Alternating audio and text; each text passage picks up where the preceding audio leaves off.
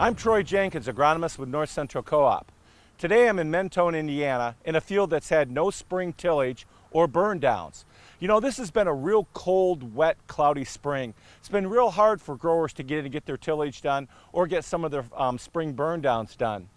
So a lot of growers will come back and use tillage in these situations to prepare the seed bed for planting, which is fine, but it'll take multiple trips in order to get these weeds uprooted and allow these weeds to adequately die before we go into the planting system.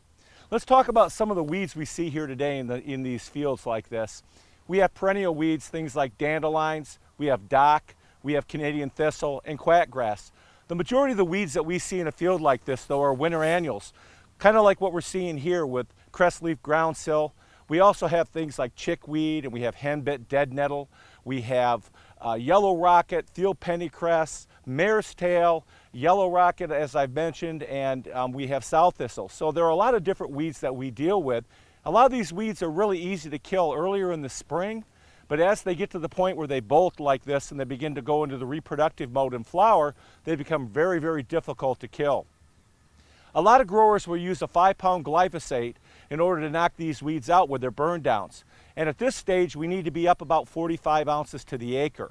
It's also recommended that we use other products in the tank mix like 2,4-D or products that are burning products like Sharpen to help improve the efficacy of these burn downs. But the problem is that some of the planting intervals associated with these products can be 7 to 14 days.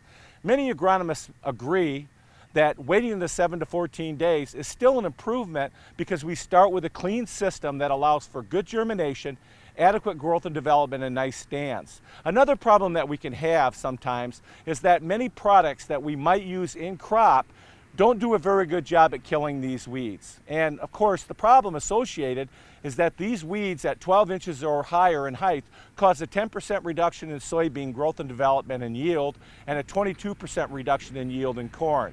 So another factor involved with these weeds, as far as planting goes, is that we many times have problems getting good seed to soil contact for good even germination and emergence. These weeds are also known to be hosts for things like nematodes and soil insects.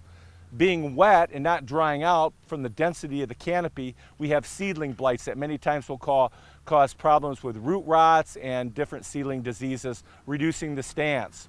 So in summary, it's very important that we eliminate these weeds before we plant our crops, due to the fact that they cause major yield reductions, and they also are very hard to control once the crop has emerged. I recommend you consult with your local North Central Co-op account relationship managers to establish a plan to eliminate these problem weeds.